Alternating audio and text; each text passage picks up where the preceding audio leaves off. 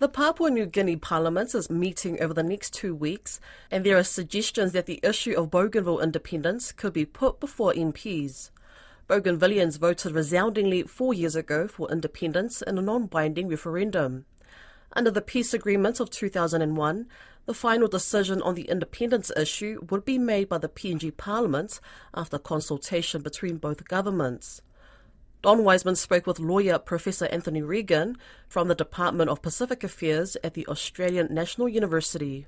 Bougainville has laid out a roadmap to independence. It feels it's guaranteed independence as a result of the referendum back in 2019, which almost everyone in the province supported. They laid out last year, the President laid out last year, that he expects everything to be in place by 2027 at the latest. So, halfway through 2023, where are we at? Okay, well, the timetable for 2027 was set during the first set of meetings intended to make a decision about the referendum outcome. Because, of course, the referendum, although 97.7% of the voting Bougainvillians voted for independence, the outcome was not binding. The Constitution, implementing the Bougainville Peace Agreement, provided for a post-referendum decision-making process,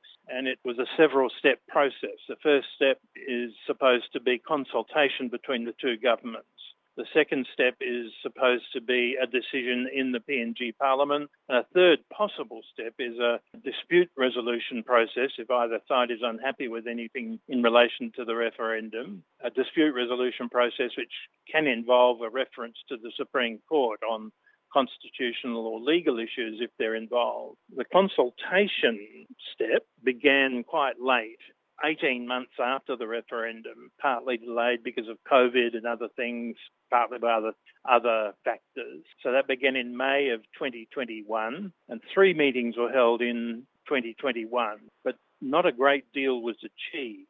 And at the end of 2021, Bougainville said the consultation process was over and that they should work on how the issues are now put to Parliament. In April of 2022, just over a year ago, the two sides signed an agreement called the Erakone Covenant, which was an agreement about essentially how to get things to the Parliament. And it provided for, amongst other things, the processes in the Parliament and getting to the Parliament to be spelt out, and for the two sides to agree what exactly the role of the Parliament would be. Does it have a final decision-making authority, or must it accept what comes from the two governments in advice from the consultation process? So in a way, what wasn't agreed in the consultation process, the Erakone Covenant said would be agreed by some subsequent agreements. The two sides have been trying to reach agreement since then,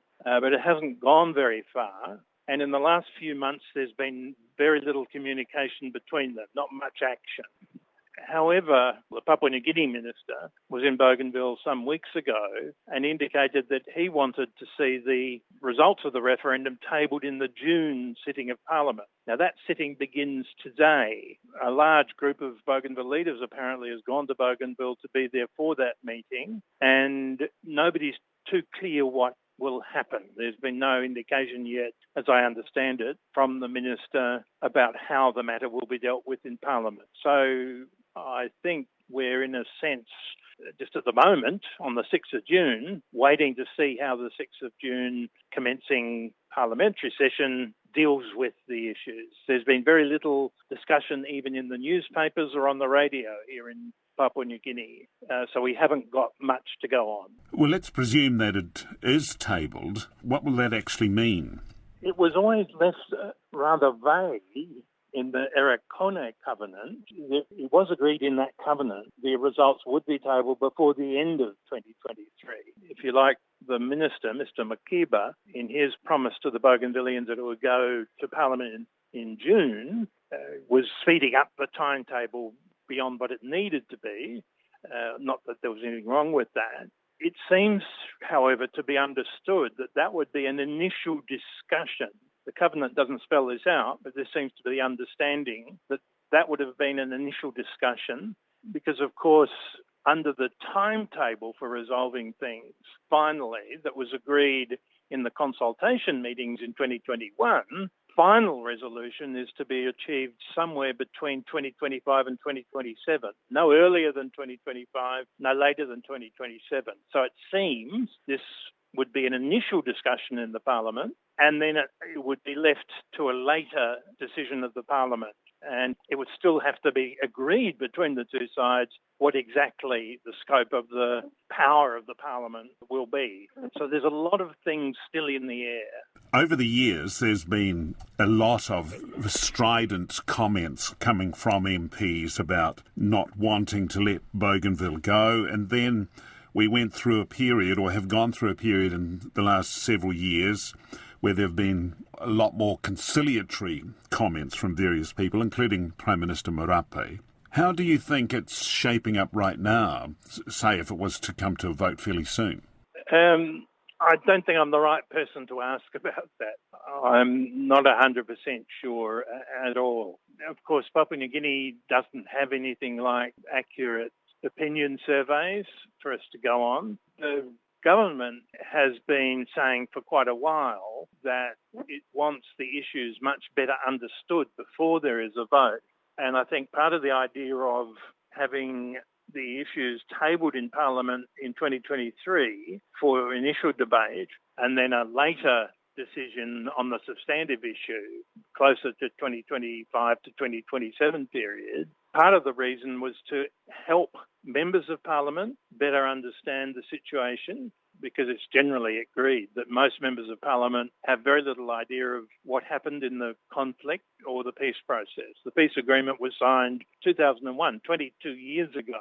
And in addition, the government's been saying they want public awareness around the country. I think the idea there is that the members of Parliament ought to be informed by what their people think. So it's been left up in the air with a view to ensuring that between a tabling in 2023 of the result and a later final decision, that the population and the members of Parliament are all better informed before they make a decision.